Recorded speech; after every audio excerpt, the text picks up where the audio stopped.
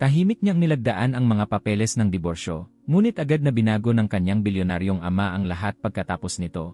Lahat ay nabigla. Noong umagang iyon, simple ngunit napakalupit ng nangyayari. Opisyal nang tinatapos ni Beatriz Duarte ang 8 taong kasal sa harap ng isang hukom. Walang iskandalo, walang sigawan, walang pampublikong pagtataksil, ngunit may mas mabigat pa kaysa rito, may naipong paghamak, may palagiang pagtinging mas mataas sa kanya, at may pakiramdam na unti-unti siyang naging isang maliit na detalye lamang sa buhay ni Angelo Ferraz. Tahimik, maayos, at malamig ang silid ng hukuman para sa mga usaping pampamilya. Nakaupo si Angelo ng tuwid, taglay ang kumpiyansa ng isang taong naniniwalang nanalo siya sa isang laban nang hindi man lang nahirapan. Mabilis na sinusuri ng kanyang abogado ang mga dokumento at paulit-ulit na sinasabing legal ang lahat ng probisyon at patas ang kasunduan. Ngunit patas para kanino? Iyon ang tanong na tila nakabitin sa hangin. Naupo si Beatriz sa kabilang panig ng mesa, tuwid ang likod at nakapatong ang mga kamay sa mga dokumento ng kaso. Noong nakaraang gabi, iginiit ng kanyang abogado na maaari niyang hingin ang kalahati ng mga ari-arian, bahagi ng mga kumpanyang nakuha habang sila ay kasal, at maging mas malaking kompensasyon para sa mga taong inilaan niya sa buhay panlipunan at institusyonal ng pamilya Ferraz. Pinakinggan ni Beatriz ang lahat at iisa lamang ang kanyang isinagot. Ayokong tumanggap ng anumang galing sa kanya maliban sa nakasulat sa papel. Sinubukan pa siyang kumbinsihin ng abogado, sinasabing malaking pagkakamali ang isuko ang ganoong kalaking kayamanan, ngunit matatag ang kanyang pasya. Hindi ako nawawalan ng pera. Tinatapos ko lang ang isang yugto ng buhay ko. Sa loob ng hukuman, ng oras na para sa lagdaan, itinulak ng abogado ni Angelo ang dokumento papunta sa kanya at nagsabi, maaari ninyo pa itong suriin muli kung nais ninyo. Pinagmamasdan siya ni Angelo, habang may bahagyang ngiti sa labi, ang parehong ngiting ginagamit niya sa mga pulong pangnegosyo kapag sigurado siyang wala ng pagpipilian ang kabilang panig. Ipinatong niya ang mga siko sa mesa at, habang nakatingin kay Beatriz, nagsalita sa mahinang tinig ngunit sapat ang lakas upang marinig ng lahat, sana sapat na sa iyo ang apartment. Palagi ka namang simple, hindi mo kailangan ng marami. Naging alanganin ang katahimikan sa silid, ngunit nagpatuloy siya ng mas direkta. Kapag wala na ang apelyido ko, malalaman mo kung paano talaga gumagana ang mundo. Hindi ito sinabi ng pasigaw kundi may maingat na kalkulasyon. Gusto niyang manatili sa alaala ng lahat ang kanyang sinabi.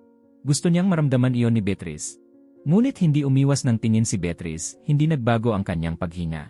Ang tanging isinagot niya ay, alam na alam ko kung paano gumagana ang mundo. Pagkatapos ay ibinalik niya ang kanyang tingin sa papel. Hindi nanginig ang kanyang kamay. Walang dramatikong paghinto.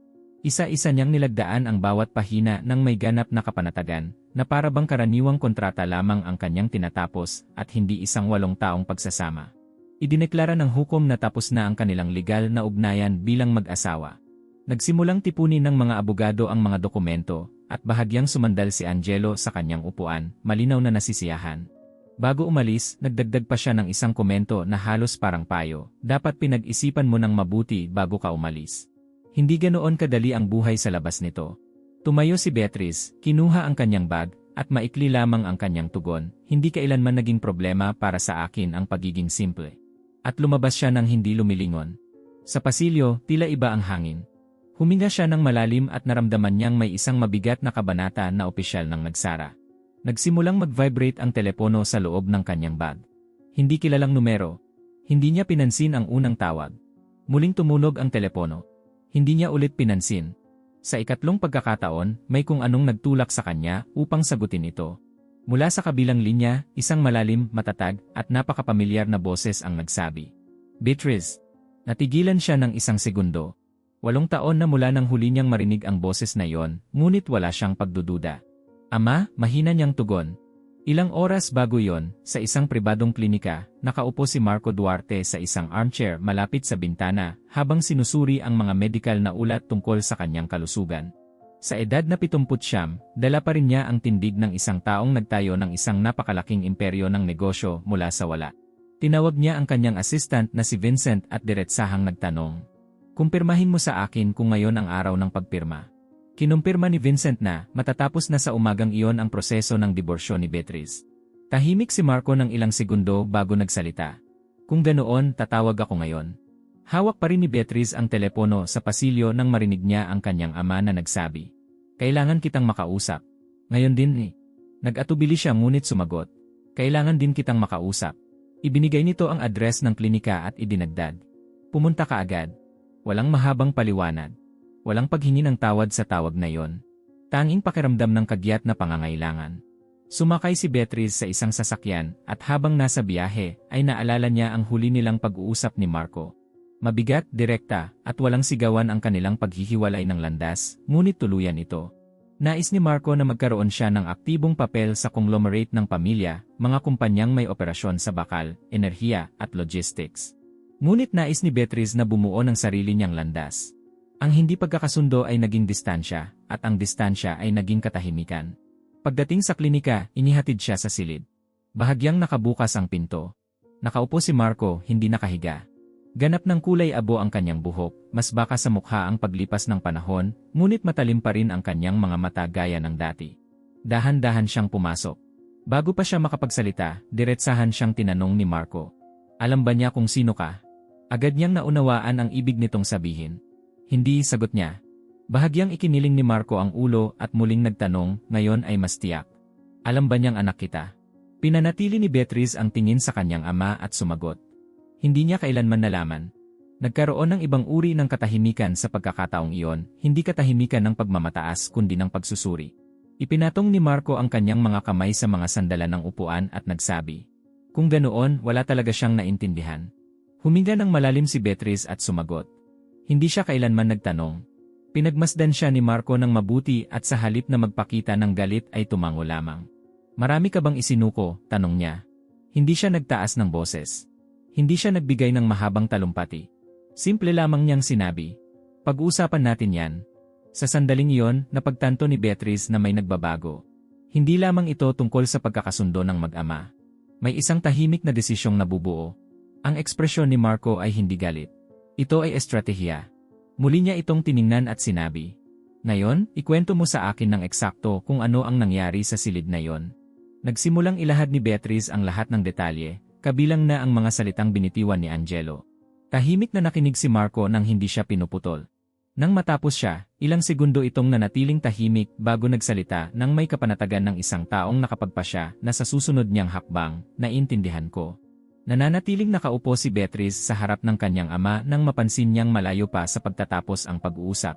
Ilang segundo siyang tinitigan ni Marco bago nagsalita sa dati nitong matatag na paraan, hindi lang dahil sa diborsyo kaya kita ipinatawag dito. Huminga siya ng malalim bago nagpatuloy. May sakit ako. Hindi agad nakapag-react si Beatrice, ngunit malinaw ang pagbabago sa tono nito. Hindi siya nagsasalita bilang isang negosyante, kundi bilang isang tao. Cancer. Nasa malalang yugto na. Ang katahimikang bumalot sa silid ay hindi dramatiko kundi mabigat. Bahagyang yumuko si Beatrice at diretsahang nagtanong, gaano nakatagal? Sumagot siya ng walang paligoy-ligoy, ilang buwan na. Natanggap ko ang diagnosis bago ko nalaman ang tungkol sa diborsyo. At nang malaman kong pipirmahan mo ang mga dokumentong iyon ngayon, naisip kong hindi na ako maaaring maghintay pa. Kitang-kita ang pagsisikap ni Beatrice na tanggapin ang impormasyong iyon. Hindi humingi ng awa si Marco at hindi rin niya pinalaki ang sitwasyon. Dagdag lamang niya, sa loob ng 8 taon, hinayaan kong manaig ang aking pagmamataas. Gusto kong bumalik ka para akuin ang nararapat na para sayo. Pero iba ang pinili mong landas. Hindi ko yun natanggap ng maayos. Pinag-cruise ni Beatrice ang kanyang mga kamay sa kandungan at matatag na sumagot, ayokong mabuhay sa anino ng isang mana. Gusto kong bumuo ng sarili kong landas. Tumango siya. At nagawa mo yon. Pero hindi nito binabago ang katotohanang ikaw ay anak ko pa rin. Hindi iniwas ni Beatrice ang kanyang tingin at sinabi, hindi ko kailanman ginamit ang apelyido mo. Kahit kay Angelo. Bahagyang kumunot ang noo ni Marco. Hindi niya alam? Kinumpirma niya. Hindi kailanman. Gusto kong makita ako dahil sa kung sino ako, hindi dahil sa kung ano ang kinakatawan ko. Ngayon, isang maikling pahinga muna. Upang maipagpatuloy namin ang pagbabahagi ng mga nakaantig na kwentong ito ng libre, hinihiling namin na mag-iwan ka ng iyong like at mag-subscribe sa channel. Isulat ang salitang kikatarungan sa mga komento. Maraming salamat at ipagpatuloy natin ang kwento.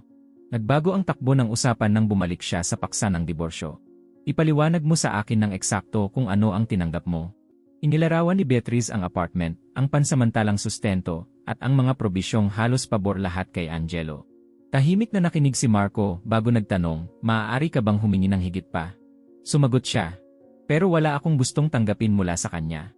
Hindi siya nagpakita ng galit, ngunit nagsimula siyang magtanong tungkol sa mga teknikal na detalye, tinatayang halaga, mga takdang panahon sa kontrata, at mga obligasyong pinansyal ng kumpanya ni Angelo. Napansin ni Beatriz na hindi ito simpleng pag-uusisa lamang. Isa itong pagsusuri. Makalipas ang ilang oras, sa mismong araw ding iyon, ipinatawag ni Marco ang kanyang assistant na si Vincent sa silid. Kailangan ko ng kumpletong ulat tungkol sa Ferraz Componentes Industries bago mag-umaga bukas. Tumango si Vincent at agad na umalis upang asikasuhin yon. Tahimik lamang na nagmasid si Beatriz. Humarap muli si Marco sa kanya at nagsabi, wala kang nawala. Umalis ka lamang bago pa lalong lumala ang sitwasyon. Sumagot siya, ayoko ng paghihiganti. Direkta siyang sinagot ni Marco, ako rin. Ang gusto ko ay balanse. Kinabukasan ng umaga, mas kahawig ng isang opisina ang klinika kaysa isang sentrong medikal. Nakaupo si Marco sa isang pansamantalang mesa, kasama si Vincent at dalawang direktor na nakakonekta sa pamamagitan ng video conference. Naroon din si Beatriz, ngunit nanatiling tahimik at nagmamasid lamang. Sinimulan ni Marco ang pagpupulong sa pagsasabing, suriin natin ang mga estratehikong kontratang may kaugnayan sa Ferraz Componentes Industries. Ipinaliwanag ng isa sa mga direktor na isa sa pinakamalalaking supplier ng bakal ng kumpanya ni Angelo ay isang subsidyarya ng Duarte Group. Idinagdag naman ng isa pa na ang distribusyon ng kanilang mga produkto ay nakadepende rin sa isang kumpanyang kontrolado ng conglomerate ng pamilya. Dagdag pa ni Vincent, bahagi ng enerhiyang ginagamit sa mga pabrika ay nagmumula sa isang konsortium kung saan si Marco ang mayoryang may-ari. Maingat na nakinig si Beatriz. Hindi ito isang agresibong plano at wala ring direktang banta. Humiling lamang si Marco ng pagsusuri sa portfolio. Gusto ko ng updated na mga ulat tungkol sa mga margin, mga deadline, at posibilidad ng pag-renew. Nagtanong ang isa sa mga direktor kung may partikular na tagubilin. Kalmadong sumagot si Marco, pawang teknikal na pagsusuri lamang. Walang labag sa batas. Walang labag sa merkado. Ngunit kailangang muling suriin ang lahat. Huminto siya sandali at idinagdag, kung may mas estratehikong mga alternatibo, dapat natin itong isaalang-alang. Samantala, ibang-iba ang araw na nararanasan ni Angelo.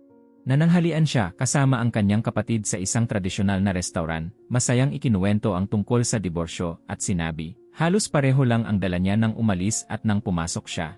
Tinanong siya ng kapatid kung hindi ba niya naisip na maaari itong humingi ng mas malaki. Tumawa si Angelo at sumagot, hindi siya yung tipo na nakikipaglaban.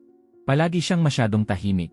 Sa hapon, nakatanggap siya ng ilang mensahe mula sa mga kasamahang nakarinig tungkol sa pagtatapos ng kanyang kasal at natural lamang siyang sumagot na parabang isang administratibong kabanata lamang ng kanyang buhay ang kanyang tinatapos. Sa klinika, nagpapatuloy ang pagpupulong. Pinakinggan ni Marco ang bawat ulat at nagtanong ng mga tuwirang katanungan tungkol sa umiiral na mga kontrata at mga takdang panahon para sa pag-renew. Sa wakas ay nagsalita si Beatriz, ginagawa mo ba ito para sa akin? Sumagot siya ng walang pag-aalinlangan, ginagawa ko ito dahil ang mga desisyong pangnegosyo ay dapat nakaayon sa mga prinsipyo. Sumagot si Beatriz, hindi ko kailangan na lutasin mo ang anumang bagay para sa akin. Matatag siyang tiningnan ni Marco at sinabi, hindi ko ito nilulutas para sa iyo. Itinatama ko lamang ang mga kawalan ng balanse. Sa pagtatapos ng pagpupulong, ibinigay ni Marco ang kanyang huling tagubilin, gusto kong matapos ang mga pagsusuri bago matapos ang buwan. Pabilisin niyo ang anumang maaaring mapabilis sa loob ng legal na mga limitasyon. Isinulat ni Vincent ang lahat. Napagtanto ni Beatriz na hindi pa dalos-dalos ang desisyong iyon. Pinag-isipan itong mabuti. Walang gagawin dahil lamang sa emosyon, walang magiging iligal, ngunit maaaring maging malalim ang magiging epekto nito.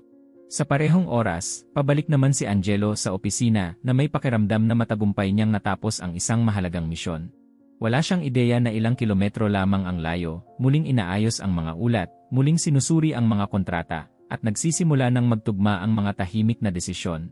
Naniniwala siyang natapos niya ang isang yugto na siya ang may kalamangan. Si Marco naman ay kasisimula pa lamang ng panibagong yugto. Makalipas ang 3 linggo, ganap ng iba ang kapaligiran, kahit sa panlabas na anyo lamang. Pinagsama ng isang pagtitipong pangnegosyo ang mga mamumuhunan, negosyante, at mga miyembro ng mga estratehikong konseho sa isang elegante at marangyang bulwagan, kung saan tila maingat na sinusukat ng lahat ang bawat salita at kilos. Dumating si Beatriz na kasama lamang si Clarice, na matagal nang nagpupumilit na dumalo siya. Kailangan mong muling magpakita bilang si Beatriz Duarte, hindi bilang dating asawa ng kahit sino, sabi ni Clarice ilang araw bago iyon, at walang pag-atubiling tinanggap ni Beatriz ang paanyaya. Nakasuot siya ng payak ngunit elegante, Ginagamit lamang ang kanyang orihinal na apelyido, at naglalakad ng may kumpiyansa ng isang taong wala nang kailangang patunayan sa iba. Dumating si Angelo makalipas ang ilang sandali, kasama si Katrina. Nanatili siyang matatag ang tindig, bumabati sa mga kakilala, umingiti sa mga photographer, at umiikot sa bulwagan na parang nais ipakitang maayos pa rin ang takbo ng kanyang buhay. Natural na naglakad si Katrina sa kanyang tabi, hinahawakan ang kanyang kamay sa mga sandaling angkop gawin yon. Sa isang pagkakataon, mahinang ngunit may kumpiyansang sinabi ni Angelo sa kanya, nagpapatuloy ang lahat gaya ng nararapat. Sumagot siya, nakikita ng mga tao ang katatagan. Iyon ang mahalaga. Nakikipag-usat si Beatriz sa isang grupo ng mga negosyante nang magpasya si Angelo na tumawid sa bulwagan at lumapit sa kanya. Hinintay niya ang eksaktong sandali kung kailan may sapat na taong malapit upang makarinig. Beatriz, nakakagulat na makita ka rito, sabi niya habang nakangiti. Kalmadong lumingon si Beatriz at sumagot, magandang gabi. Bahagyang yumuko si Angelo at nagpatuloy, umaasa akong maayos mong naiangkop ang sarili mo. Naiisip kong maraming pagbabago ang kinailangan mong harapin. Tumahimik ang ilang tao sa paligid nang mapansin nila ang kahulugan sa likod ng kanyang mga salita. Hindi umiwas ng tingin si Beatriz. Bahagi naman talaga ng anumang paglipat ang mga pagbabago, mahinahon niyang sagot. Nagpatuloy si Angelo, naisip ko lang kung sapat ba ang natanggap mo upang mapanatili ang dati mong pamumuhay. Nanatili siyang matatag at sumagot, sapat para sa taong marunong mamahala. Sinubukan muling ngumiti ni Angelo, ngunit idinagdag niya nang hindi nagbabago ang tono, mukhang pursigido kang ipakitang maayos ka. Kaagad siyang sumagot, maayos naman talaga ako. Pagkatapos ay sinabi ni Beatriz ang isang bagay na nagpalitan ng tingin ang mga taong nasa paligid. Ang taong kailangang ipahayag ang kanyang kaligayahan sa publiko ay kadalasang may gustong kumbinsihin, hindi magdiwang. Bumigat ang katahimikan, ngunit walang naging eskandalo. Huminga ng malalim si Angelo at sumagot, gusto ko lang malaman kung komportable ka. Tinapos ni Beatriz ang usapan ng may katatagan, palagi akong komportable sa kung sino ako. Pagkatapos nito, bumalik siya sa naunang grupo at ipinagpatuloy ang usapan na parang walang nangyari. Nanatiling nakatayo si Angelo ng ilang segundo bago bumalik sa kinaroroonan ni Katrina. Mahinang tanong nito, ayos lang ba ang lahat? Sumagot siya, syempre. Sa kabilang bahagi ng bulwagan, naroon si Marco, nakaupo sa isang mesang malayo sa karamihan at tanging si Vincent lamang ang kasama. Hindi siya naghahanap ng pansin at wala ring balak batiin ang lahat, tahimik lamang siyang nagmamasid. Nang makita niya ang paglapit ni Angelo, bahagya siyang yumuko pasulong. Hindi niya narinig ang bawat salita, ngunit sapat na ang tindig at mga ekspresyon upang maunawaan ang sitwasyon. Mahinang komento ni Vincent, mukhang kumpiyansa siya. Tanging ito lamang ang isinagot ni Marco, ang kumpiyansang walang matibay na pundasyon ay isang ilusyon. Kinabukasan ng umaga, habang sinusuri ni Angelo ang mga ulat sa pananalapi sa kanyang opisina, nakatanggap siya ng formal na abiso mula sa pangunahing supplier ng bakal ng Ferraz Componentes Industries. Nakasaad sa dokumento na hindi na i-renew ang kasalukuyang kontrata pagdating ng takdang panahon. Ang dahilan ay isang estratehikong muling pagsusuri ng kanilang portfolio. Kumunot ang noo ni Angelo at ipinatawag ang financial manager. Pinal na ba ito? Tanong niya. Kinumpirma ng manager, formal ang abisong ito at naaayon sa mga probisyon ng kontrata. Sumagot si Angelo, makipag-ugnayan agad sa kanilang pamunuan. Pagkalipas ng 2 araw, isa pang abiso ang dumating. Ipinaalam ng kumpanyang namamahala sa logistics na hindi rin nila i-renew ang kontrata. Katulad din ang dahilan na tumutukoy sa mga estratehikong pagbabago. Nagsimulang mapansin ni Angelo na hindi na ito simpleng pagkakataon lamang. Komento niya sa manager, 2 magkaparehong desisyon sa loob ng ilang araw ay hindi basta nagkataon. Sumagot ang manager, naghahanap kami ng mga alternatibo, ngunit posibleng tumaas ang mga gastos. Ilang araw pa ang lumipas at dumating ang abiso mula sa Energy Consortium na nagsasaad ng malaking pagtaas ng singil para sa susunod na yugto ng kontrata. Ipinatong ni Angelo ang kanyang mga kamay sa mesa at nagsabi, hindi na ito simpleng galaw ng merkado. Tinipon niya ang kanyang koponan at humiling ng kumpletong pagsusuri sa istruktura ng pagmamay-ari ng mga kumpanyang sangkot. Gusto kong malaman kung sino ang nasa likod ng bawat kontrata, mariin niyang sinabi. Makalipas ang ilang oras, bumalik ang isang analyst dala ang detalyadong mga ulat. Ang 3 kumpanyang ito ay may direkta o hindi direktang kaugnayan sa iisang grupong pang-ekonomiya, paliwanag nito habang inilalatag ang mga dokumento sa mesa. Isa-isang sinuri ni Angelo ang mga pahina, tinitingnan ang mga bahagi ng pagmamay-ari, mga holding company, at mga pangunahing kumokontrol. Isang pangalan ang paulit-ulit na lumitaw sa mga ulat, Marco Duarte. Nanatiling tahimik si Angelo ng ilang segundo at muling binasa ang mga dokumento upang matiyak na hindi siya nagkakamali ng interpretasyon. Halos pabulong niyang sinabi, Duarte. Kinumpirma ng analyst, Grupo Duarte Holding. Sumandal si Angelo sa kanyang upuan at mas matatag na sinabi, kung ganoon, hindi pala pangkaraniwan ang apelyido niya. Ang katahimikang bumalot sa silid ay iba sa katahimikang naranasan sa hukuman. Sa pagkakataong ito, walang pakiramdam ng tagumpay, kundi simula lamang ng isang bagay na hindi pa niya masukat ang lawak. Isang linggo matapos matuklasan ang pangalang Duarte sa mga ulat, nagsimulang lumitaw ang mga konkretong epekto nito. Napilitan ang Ferraz Componentes Industries na pumasok sa mga agarang kontrata sa mga bagong supplier ng bakal, ngunit mas mataas ng malaki ang mga presyo. Iniharap ng Financial Director ang mga bilang sa isang tensyosong pagpupulong at sinabi, ang mga bagong kontrata ay umaabot hanggang 25% mas mataas kaysa sa dating gastos. Nanahimik si Angelo ng ilang segundo bago nagtanong, ano ang magiging epekto nito sa ating mga margin? Direktang sagot ang dumating, magkakaroon ng malaking pagbaba sa susunod na quarter. Hindi lamang bakalang problema. Ang pagpapalit ng logistics company ay nagdulot ng mga pagkaantala at dagdag singil. Opisyal ding kinumpirma ng Energy Consortium ang pagtaas ng mga taripa, na lalo pang nagpabigat sa istruktura ng gastos. Nagsimulang humiling ng mga pribadong pagpupulong ang mga mamumuhunan upang maunawaan ang sitwasyon. Isa sa kanila ang nagsabi ng direkta, kailangan namin ng katiyakan. Hindi maaaring magpatuloy ang sunod-sunod na panlabas na desisyong ito. Sinubukan ni Angelo na manatiling kontrolado habang sumasagot, inaayos namin muli ang mga kontrata. Bahagi lamang ito ng proseso ng pag-aangkop. Ngunit sa unang pagkakataon, hindi ganap na matatag ang tunog ng kanyang boses. Sinubukan niyang magtakda ng mga pagpupulong kasama ang mga kinatawan ng mga kumpanyang tumigil sa pakikipagkontrata sa kanila. Pawang formal na tugon ang kanyang natanggap, nakasulat sa teknikal at malamig na wika. Sa isa sa mga ito ay nakasaad, matapos ang panloob na pagsusuri, nagpasya kaming baguhin ang direksyon ng aming estratehikong portfolio. Sa isa naman ay sinabing, ang desisyong ito ay alinsunod sa mas malawak na pamantayang pangkomersyo. Komento ni Angelo sa kanyang manager, hindi ito simpleng merkado. May nagdidikta nito. Maingat na sumagot ang manager, wala namang illegal dito.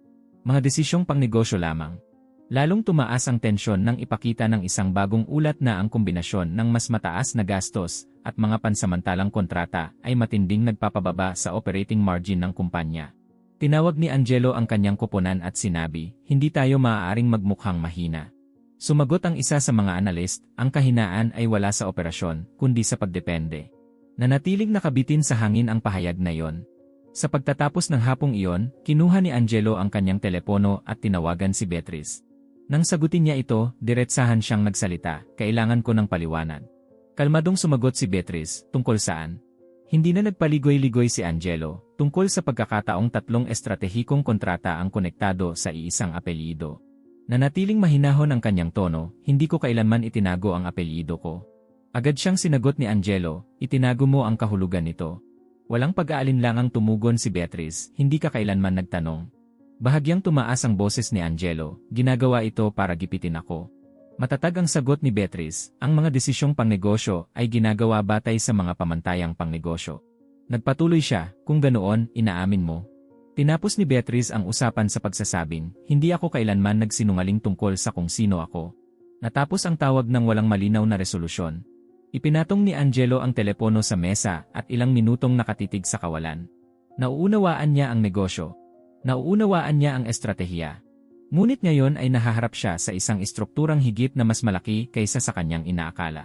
Pagkalipas ng ilang araw, nagpasya siyang kumilos ng personal. Humiling siya ng pagpupulong sa punong tanggapan ng Grupo Duarte. Ang gusali ay kahanga-hanga, mahinahon sa disenyo, at lubos na praktikal. Pagpasok niya sa conference room, nakita niya si Marco na nakaupo sa pinakadulong bahagi ng mesa.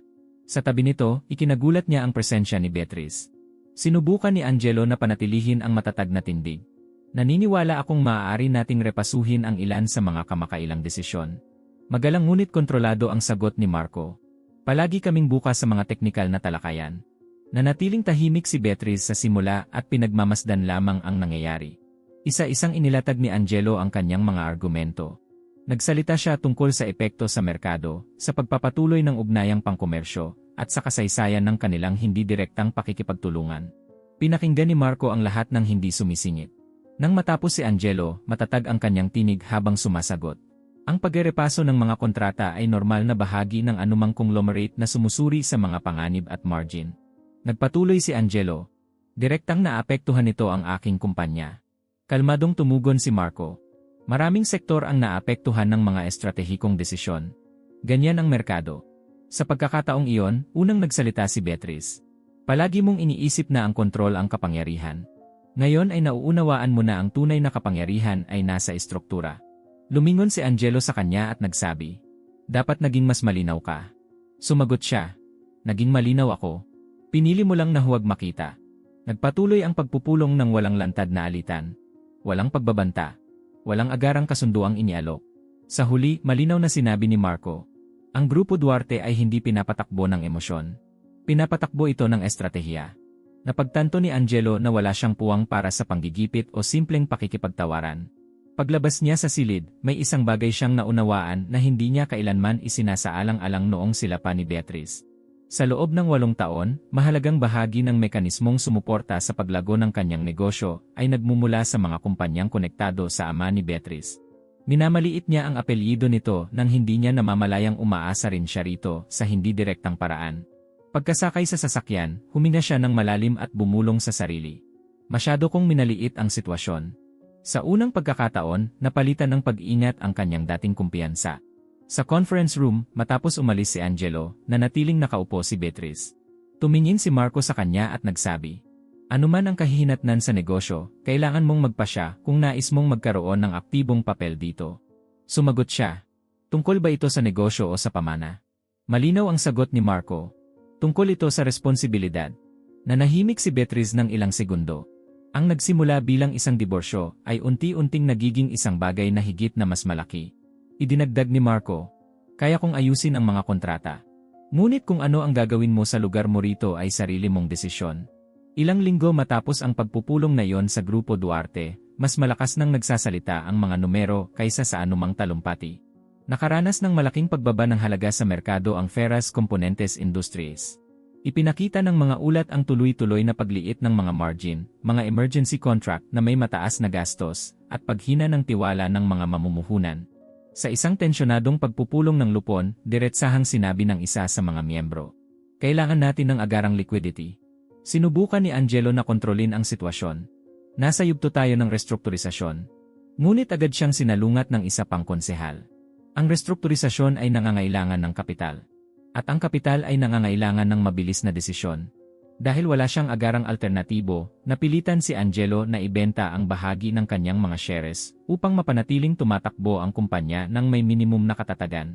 Nilagdaan niya ang mga dokumentong hindi niya kailanman inakalang kakailanganin niyang lagdaan at nabawasan ang sarili niyang bahagi sa kumpanya upang mapanatili ang kabuuang istruktura. Paglabas niya sa silid, napagtanto niyang iba ang bigat ng lagdang iyon kumpara sa lagdang ginawa ni Beatrice ilang linggo na ang nakalipas sa hukuman. Hindi iyon katapusan ng isang kasal. Simula iyon ng isang bagong realidad sa negosyo. Si Katrina, na dati ay palaging nasa kanyang tabi, ay unti-unting nagsimulang lumayo. Sa isang pribadong pag-uusap, sinabi nito, kailangan ko ng katiyakan. Hindi ako maaaring manatili sa isang bagay na nawawala ng lakas. Sinubukan ni Angelo na ipaliwanag na mababawi pa nila ang sitwasyon, ngunit direkta ang sagot ni Katrina. Ang katatagan ay hindi pangako. Isa itong resulta. Pagkaraan ng ilang araw, tahimik na natapos ang kanilang relasyon. Walang iskandalo. Tanging unti-unting paglayo sa isa't isa. Samantala, ginawa ni Beatrice ang isang desisyong matagal nang nahuhubog mula nang kausapin niya ang kanyang ama. Sa isang formal na pagpupulong ng Grupo Duarte, opisyal siyang ipinakilala ni Marco bilang bagong miyembro ng Strategic Council. Simula ngayong araw, magkakaroon ng aktibong tungkulin si Beatrice, pahayag niya sa harap ng mga direktor. Kalmadong sumagot si Beatrice. Hindi ako narito para lamang punan ang isang pwesto. Narito ako upang mag-ambag. Hindi paghihiganti ang dahilan ng kanyang pagpili, kundi ang pag-unawa sa kanyang responsibilidad. Muli niyang binuhay ang mga proyektong matagal na niyang gustong paunlarin sa larangan ng corporate design ng kumpanya, gamit ang kanyang karanasan sa praktikal at epektibong paraan. Sinimulan ni Marco ang kanyang gamutan sa ilalim ng regular na medikal na pangangasiwa.